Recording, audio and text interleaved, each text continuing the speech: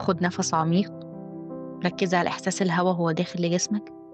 تخيل الهواء وهو ماشي في جسمك وبيوصل رئتك وبيملى رئتك. خرج النفس. ركز على إحساس الهواء وهو بيخرج.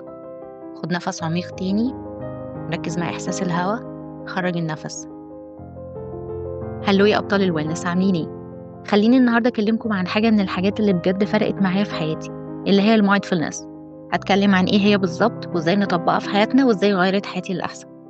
أنا هايدي وده ذا ويلنس سكواد. يلا نبدأ. تمرين التنفس اللي بدأنا بيه ده كان تمرين مايندفولنس. المايندفولنس أو اليقظة الذهنية هي مهارة إنك تكون حاضر بالكامل في اللحظة الحالية اللي أنت فيها دلوقتي. عادة بنكون مركزين يا إما على الماضي، بنفكر في أحداث قديمة حصلت أو بنندم على قرارات أخدناها، أو بنفكر في المستقبل وقلقانين من اللي هيحصل. المايندفولنس بتخليك ترجع هنا للحاضر لدلوقتي، بتخليك تركز على اللي بيحصل حواليك وجواك حاليا، تلاحظ بس اللي بيحصل من غير أحكام. التفكير الكتير في كل حاجة والقلق من كل حاجة بيأثر على جسمنا، خلي قلبنا يدق بسرعة، خلي نفسنا سريع، بيأثر كمان على جودة نومنا. الجسم هنا بيكون عايش في حالة تأهب أو داخل في حالة طوارئ طول الوقت. في المايندفولنس لما بنركز على التنفس أو على حواسنا في اللحظة الحاضرة، ده بيبعت رسالة لمخنا إن مفيش مشكلة، مفيش خطر، مفيش حاجة تستدعي التوتر دلوقتي. ده بيهدينا، بيخلي ضربات قلبنا تهدى، نقدر نتنفس بعمق، بيساعد إن جسمنا ومخنا يرجعوا لحالتهم الطبيعية. في طرق مختلفة نطبق بيها المايندفولنس في حياتنا اليومية. زي إيه؟ زي التركيز على التنفس، دي أسهل حاجة، زي التمرين اللي بدأنا بيه.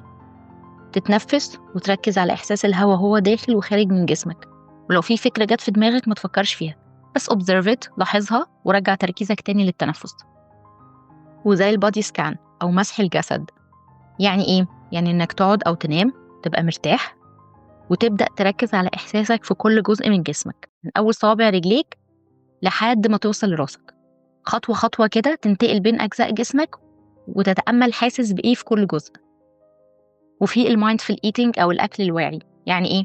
يعني بدل ما تاكل بسرعة كده وانت بتلف في الموبايل، حاول تاكل ببطء، تركز على ريحة الأكل، على شكله، على الألوان اللي في طبقك، على ملمس الأكل وطعمه ببقك. ده بيخليك تركز على اللحظة الحالية وكمان بيخليك تستمتع بالوجبة أكتر وتحس بالشبع بشكل أفضل. في التركيز على الحواس، دي ممكن نعملها بشكل يومي وكمان مفيدة جدا لو استخدمتها كجراوندينج تكنيك لما تكون حاسس إنك متوتر أو قلقان، لأنها بتنقل تركيزك فورا من أفكارك، بتطلعك من مخك للعالم الخارجي من خلال حواسك الخمسة. زي تمرين مشهور اسمه 5 4 3 2 1 أو 5 4 3 2 1. ده بنعمله إزاي؟ عد 5 حاجات شايفها حواليك، أي 5 حاجات، ترابيزة، كوباية، لابتوب. عد 4 حاجات حاسسها أو لامسها، زي ملمس الهدوم اللي لابسها، حرارة كوباية القهوة في إيدك، إحساس الهواء على وشك. عد 3 حاجات سامعها، مثلا صوت العربية في الشارع، صوت الغسالة. عد حاجتين شاممهم، ريحة البرفيوم بتاعك، ريحة أكل بيتعمل. عد حاجة واحدة ضايقها، متذوقها، زي طعم الأكل في بقك أو القهوة اللي شربتها من شوية. في كمان المايندفول ووكينج أو المشي الواعي. ده بيتعمل إزاي؟ إن وإنت ماشي بتركز انتباهك كله على حركة رجليك. بركز رجليا وهي بتلمس الأرض، بركز في الإحساس في عضلاتي وأنا ماشي، بركز في رجلي وهي بتتحرك لقدام ولورا. وممكن كمان أستخدم حواسي في الموضوع، أركز أنا شايفة إيه وأنا ماشية، أنا سامعة إيه وأنا ماشية. المايندفول ووكينج ده من أكتر الحاجات اللي فرقت معايا في حياتي، كان ليه تأثير إيجابي جدا عليا لما بدأت أدخله في روتيني اليومي. المايندفول ووكينج بيخفف التوتر والضغط.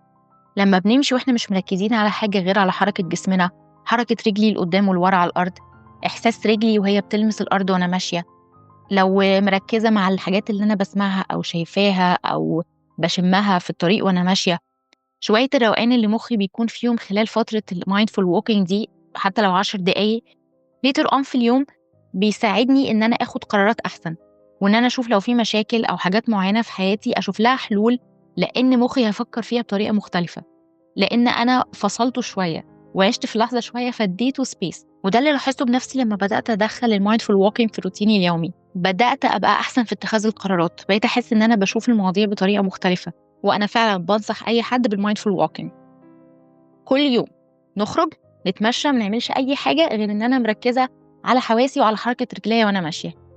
انتوا لما تجربوه بعد كم مرة هيبقى أساسي في روتينكم اليومي، عشان هتشوفوا إزاي هيفرق معاكم. المايندفولنس موضوع كبير جدا وممكن أقعد أتكلم فيه كتير. أنا بس حبيت النهاردة أشارك معاكم شوية تكنيكس أنا بستخدمها وفرقت معايا بشكل كبير. مش لازم نعمل كل التكنيكس اللي قلنا عليها النهاردة. ابدأ بحاجة واحدة بس. اختار مثلا إنك تركز على تنفسك لما تصحى من النوم الصبح لمدة دقيقة. لما تصحى كل يوم من النوم قبل ما تمسك الموبايل، دقيقة واحدة بس ركز على تنفسك. زي ما قلنا، بركز على النفس وهو داخل وهو خارج، ما بركزش في حاجة تانية.